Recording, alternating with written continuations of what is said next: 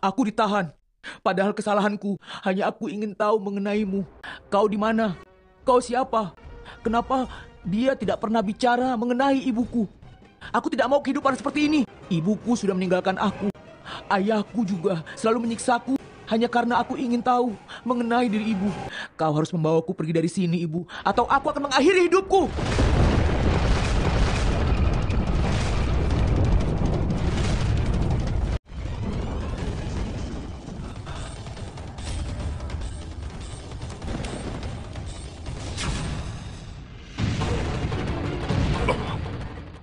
Hiranakas yang mengetahui niat Andak langsung menahan. Tidak Andak, nak, jangan buka pintu itu. Namun Andak berseru, aku akan bertemu dengan ibuku. Ibu yang melahirkanku. Atau aku tak ingin hidup lagi. Aku bukan putramu. Kalau dia tidak mau melindungiku, maka dia tidak akan datang. Tidak akan pernah datang. Ibu! Putraku.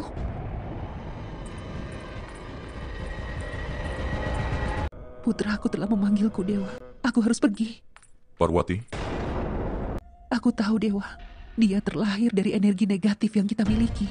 Dan kau mengatakan kalau dia akan memilih jalan hidupnya sendiri. Tapi dia putraku. Jadi dia tidak akan memilih jalan yang salah. Hari ini tidak ada yang bisa mencegahku. Mahadewa mendekati Parwati dan berkata, apakah aku pernah melarangmu, Parwati? Aku hanya ingin memperingatkan bahwa langkahmu bisa membawa akibat yang sangat besar. Parwati menjawab dengan tegas, setiap tindakan pasti ada akibatnya. Tapi, apakah maksudmu aku tidak boleh menemui putraku? Mahadewa menatapnya dan berkata perlahan, aku hanya memberimu saran, Parwati. Keputusan tetap di tanganmu. Sebelum semuanya berubah menjadi musibah yang baru, pikirkanlah baik-baik. Jangan sampai ada hati yang bersedih. Jika ada masalah, aku siap untuk menghadapi apapun resikonya. Tetapi yang jelas, ibu ini akan pergi menemui anaknya. Dan jika kau tidak menyukai akibatnya nanti, bagaimana? Parwati menatapnya lembut namun mantap. Bagi seorang ibu, kebahagiaan terbesar adalah bisa bertemu dengan anaknya. Dan seorang suami pasti ikut bahagia melihat istrinya bahagia. Aku harus pergi menemui Andak. Sementara itu, Andak kesulitan dan terus memanggil-manggil ibunya. Hiranakas mencoba menahan. Jangan begitu, nak. Ibumu tidak akan datang. Ibu! Datanglah, ibu! Siapa di sana?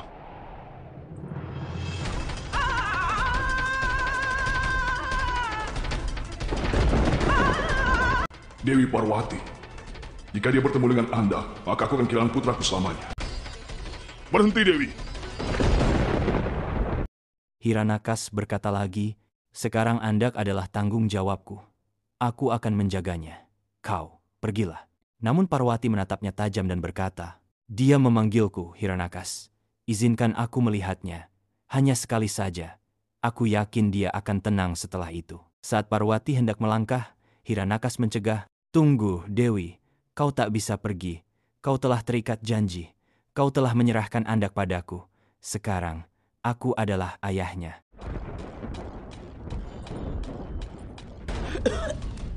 Ibu! Saat ini Andak memerlukan ibunya dan bukan ayahnya.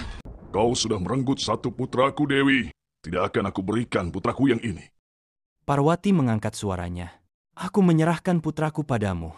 Demi kebahagiaan, bukan untuk penderitaan. Jika aku terikat janji, maka engkau pun terikat kewajiban untuk melindunginya. Tapi kau justru melanggar itu.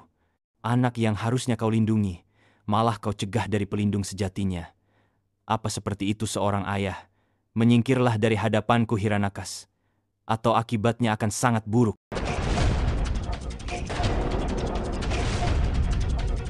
Biarkan aku masuk, Hiranakas. Sama sekali tidak. Mungkin kau pendamping Mahadewa, tapi aku adalah Raja Raksasa Hiranakas. Hiranakas!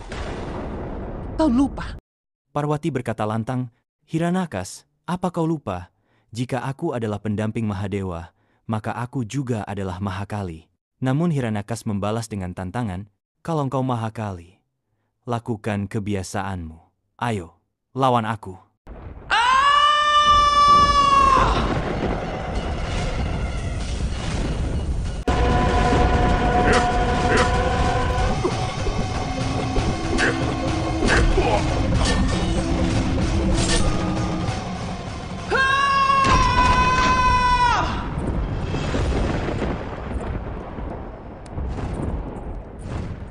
Menyadari ada yang datang, Andak berdiri. Ia langsung mengenali kehadiran ibunya. Wajahnya bersinar, senyum mereka penuh harap. Dengan hati bergetar, ia berlari memeluk Parwati. Parwati menahan air matanya. Pertemuan ini adalah yang pertama setelah sekian lama terpisah. Mereka saling mendekap erat, meluapkan rindu yang mendalam. Parwati membelai lembut kepala putranya, lalu bertanya pelan, "Kau baik-baik saja, Nak?" Andak menjawab dengan suara bergetar, "Sejak lama. Aku menantikan kata itu, Ibu." Parwati tersenyum, menatap dalam mata Andak. "Begitupun aku, Andak. Aku juga telah lama ingin mengatakan itu padamu." Aku tahu kalau aku memanggilmu, ibu pasti akan datang. Sekarang ibu di sini, ibu akan tinggal bersamaku kan? Ibu tidak akan meninggalkan aku kan? Hiranakas ayahmu, dan kau harus tinggal bersamanya. Andak memohon lirih, "Tidak, Ibu. Aku ingin tinggal bersamamu.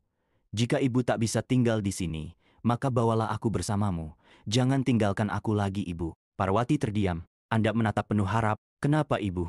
Kenapa diam? Apa Ibu akan meninggalkan aku lagi?" Tapi aku tidak mau penjelasan. Tapi aku mau bersama ibu. Apa ibu izinkan?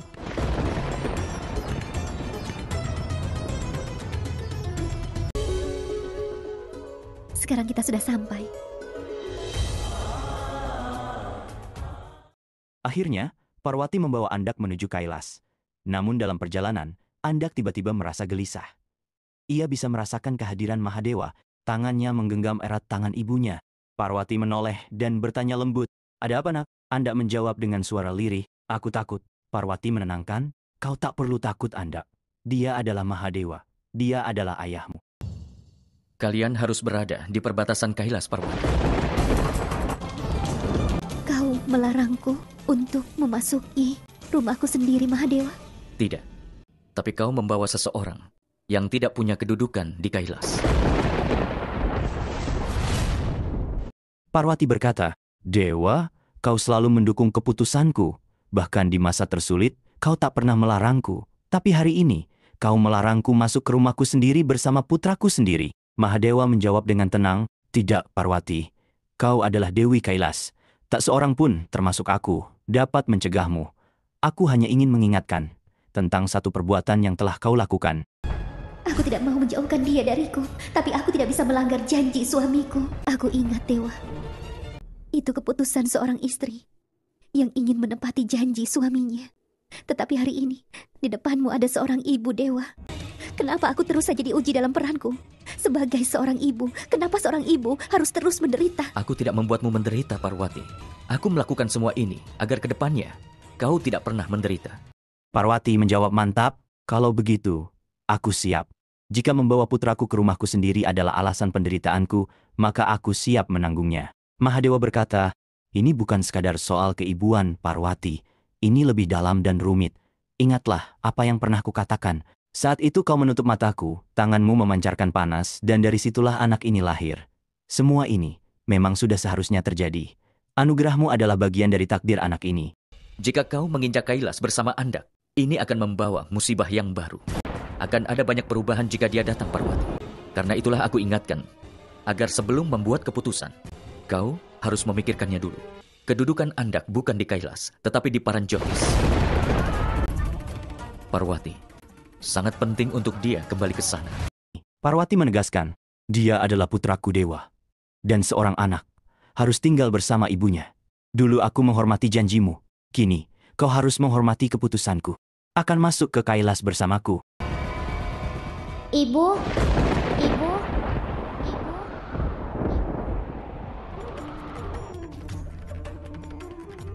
ibu benar, dan ayah juga benar. Aku yakin dia tidak akan bahaya kalau tinggal di Kailas. Tapi sebenarnya maksud ayah, dia tidak ada tempat di Kailas ini. Tapi dia boleh datang kemari sebagai seorang tamu. Dan semua tamu yang datang ke Kailas disambut dengan rasa hormat. Benar kan, ayah? Parwati pun berkata, "Baiklah, aku ingin mengundang ayah Anda, Hiranakas, untuk tinggal sementara di Kailas." Mahadewa memperingatkan, saat seseorang mulai terikat, maka takdir akan ikut memainkan perannya. Lalu, Mahadewa pergi dengan raut wajah kecewa. Kau tahu, Aku punya sebuah hadiah untukmu, Anda. Untukku? Apa itu, Ibu?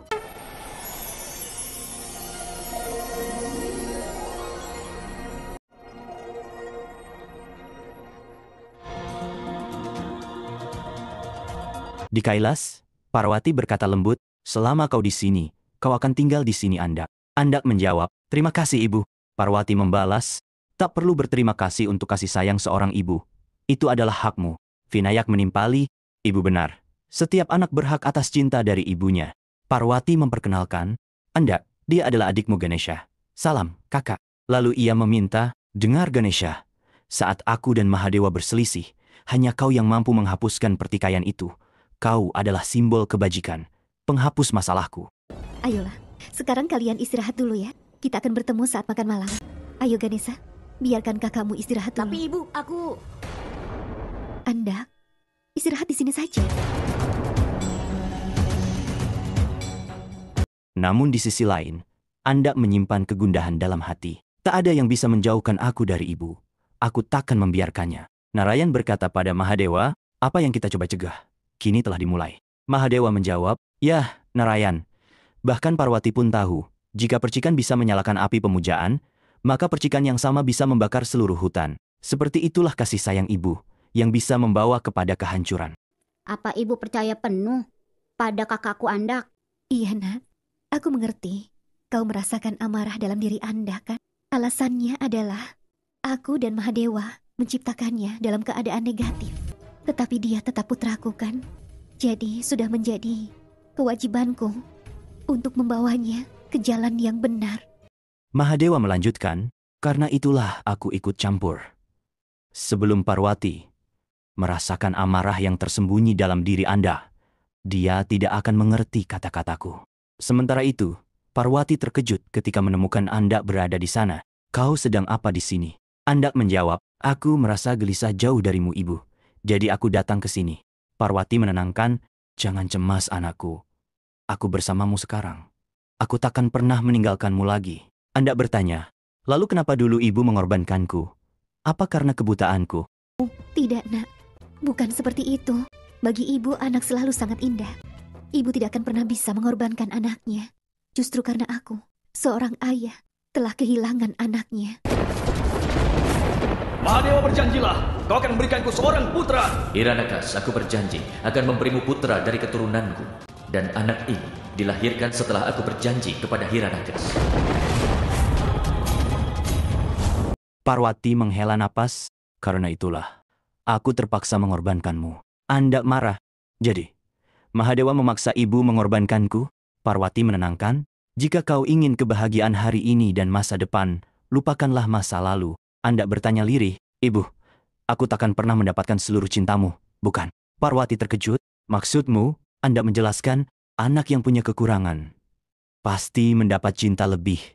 Ganesha punya kepala gajah, dia berbeda, itu berarti ibu lebih mencintainya. Ibu, aku mau seluruh cintamu, karena sejak lama aku jauh darimu dan dari cintamu. Bukan begitu, Nak. Aku mencintai semua putraku.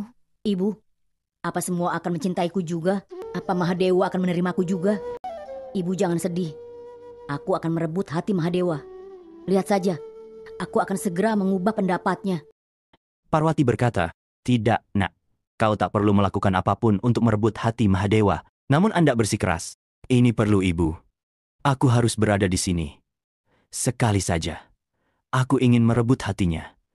Setelah itu, dia takkan marah lagi padamu. Parwati mulai gelisah, bertanya-tanya dalam hati. Apa yang sesungguhnya dipikirkan Anda? Hiranakas berkata pelan, Dewa, aku tahu apa yang ada dalam pikiranmu. Aku telah menerima tanggung jawab menjaga Anda. Tapi aku telah gagal menjadi ayah yang baik. Aku menyadarinya. Namun aku punya alasanku. Aku tidak mengerti bagaimana cara untuk menjawab pertanyaanmu, Dewa. Keinginannya untuk bertemu dengan ibunya sudah melewati kendaliku, Dewa.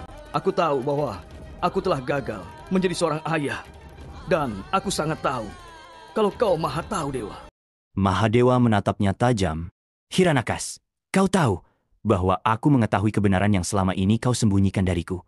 Aku tahu rasa takutmu. Takut kehilangan Anda karena cinta Parwati padanya. Tapi kau lupa janjiku dulu. Aku sudah katakan, setiap anak akan memilih jalannya sendiri. Orang tua tak bisa mengendalikannya. Ayo Andak, kita pergi dari sini. Ayah, aku hanya ingin menemui Mahadewa saja. Tidak Andak, ayo, kita pergi saja. Apa pertanyaanmu, Andak? Pertanyaanku ini mudah. Kenapa kau sangat membenciku? Hiranakas berusaha memaksa Andak pergi bersamanya. Namun Mahadewa menghentikannya. Tidak, Hiranakas. Biarkan. Pertanyaan ini akan terus menghantui pikiran Andak. Dia harus mendapatkan jawabannya. Mahadewa lalu menatap Andak dan berkata, "Tidak, Anda. Aku tak membencimu. Tapi pemikiranmu juga tidak sepenuhnya salah. Aku memang pernah melarangmu masuk ke Kailas bersama ibumu." Andak menatapnya tajam. "Bukan hanya itu, Mahadewa. Kau menentang keinginan ibuku. Kau memaksanya mengorbankan aku. Karena kau juga, aku terpaksa hidup dalam kegelapan ini. Tahukah kau apa itu kegelapan, Mahadewa? Tidak bisa melihat apapun. Tidak jiwa, tidak jati diri. Semua buta. Itu adalah kegelapan." Manusia tidak buta karena kegelapan, Andak. Pemikirannya lah yang membutakannya. Saat amarah sedang menguasai seseorang, barulah manusia akan menjadi buta. Kau jangan lupa bahwa sekarang kau bertanya pada Mahadewa. Karena itulah aku bertanya padanya. Dan dia... Parwati datang menenangkan. "Anda, jangan tenggelam dalam kegelapan masa lalu. Pikirkan sinar yang akan datang di masa depan. Kau bisa memulai hidup baru. Percayalah, keluarga di Kailas. Mereka semua akan mendukungmu." Anda menunduk, suaranya parau. "Ibu, hanya kaulah yang mengerti kesedihan dan lukaku. Selain ibu, aku tak punya siapa-siapa."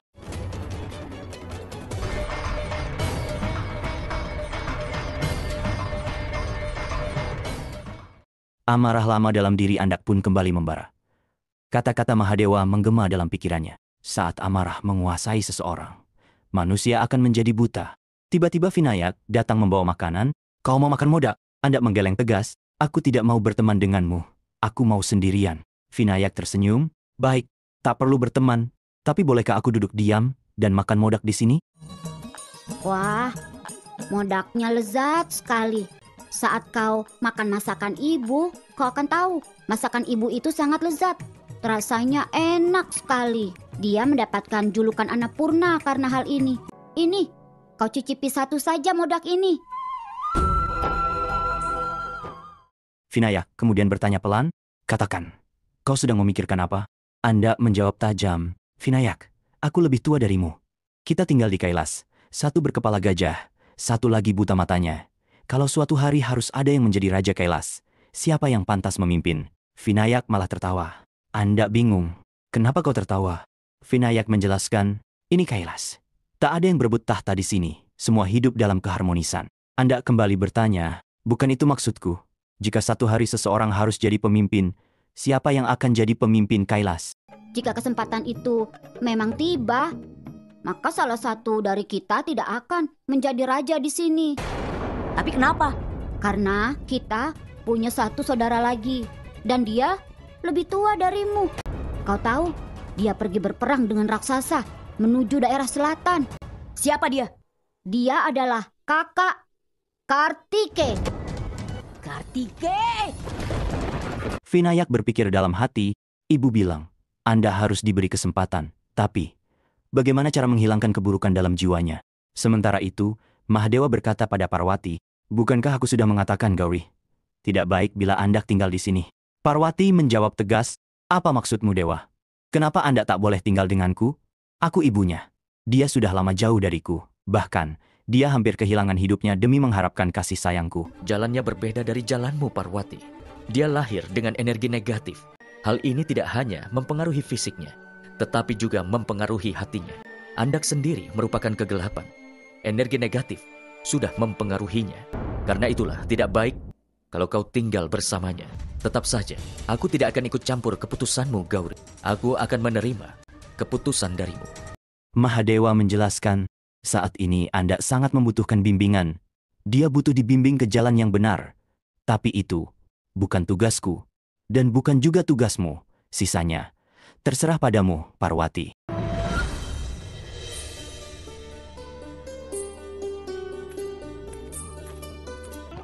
Masakannya enak sekali. Ibu, aku tidak punya kata untuk memujinya. Selama ini, belum ada seorang pun yang mencintaiku seperti ibu. Parwati pun terdiam. Ia mengingat kembali kata-kata Mahadewa. Jalan Andak, berbeda darimu. Energi negatif sudah memengaruhinya. Karena itu, tidak baik kau tinggal bersamanya. Parwati mencoba tenang. Ia menyuapi Andak, makanlah, nak. Dan kau juga makan, Ganesha. Vinayak tersenyum, ibu. Bagaimana aku bisa makan sebelum menyuapimu? Namun hal itu justru membuat Anda cemburu dan marah. Tunggu ibu. Kau suapi aku makananmu. Kenapa? Itu adalah makanan di piringku kan? Nanti kau makan saja. Tidak. Ibu harus suapi aku dulu. Aku lebih tua, jadi aku lebih berhak atas ibu. Tidak. Kau makan yang berikutnya. Aku akan makan yang ini. Tenang dulu, Ganesha. Dengan nada tinggi Andak berkata, Ibu, aku tidak mau makan bersama Ganesha. Suruh dia pergi dari sini. Hiranakas memperingatkan, Anda, jangan lupa, kau adalah tamu di sini. Ingat batasanmu. Andak membalas sengit, aku bukan tamu. Aku putra Dewi Kailas. Kaulah tamu di sini. Tamu seharusnya segera pergi. Waktumu di Kailas. Sudah selesai, ayah. Andak berkata, Ibu, aku tidak mau makan bersama Ganesha. Suruh dia pergi dari sini. Hiranakas memperingatkan, saat putramu Anda, berperang jangan dengan lupa, Mahadewa. kau adalah justru tamu di melawan sini. Mahadewa. Ingat batasanmu. Supaya dia Andak dihidupkan membalas kembali. sengit, aku Tapi bukan saat tamu. giliranku, Aku putra kau Dewi malah Kailas. memarahiku. Kaulah tamu di sini. Tamu seharusnya segera pergi. Waktumu di Kailas. Sudah selesai, ayah. Andak kembali teringat akan kasih sayang ibunya. Namun juga terngiang ucapan Mahadewa bahwa dirinya harus berada di perbatasan Kailas. Ia juga teringat janji Parwati. Andak pasti akan masuk ke Kailas bersamaku. Andak berbicara sendiri, meski aku bukan putra kesayanganmu. Tapi aku sangat mencintaimu, ibu. Aku tak ingin kehilanganmu lagi. Tunggu. Siapa kau? Dan apa tujuanmu masuk ke Kailas? Seranganku akan memperkenalkan aku.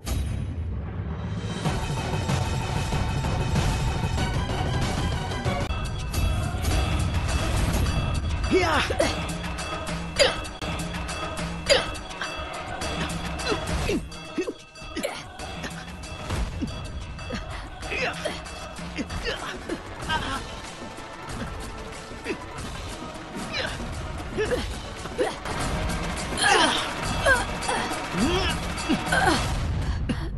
Berhenti, Kartikeya! Parwati mendapati Kartikeya tengah bertindak kasar pada Andak. Ia berseru, Kartikeya, apa yang kau lakukan? Dia adalah Andak. Dia adikmu. Kartikeya terkejut. Adik. Maafkan aku, ibu.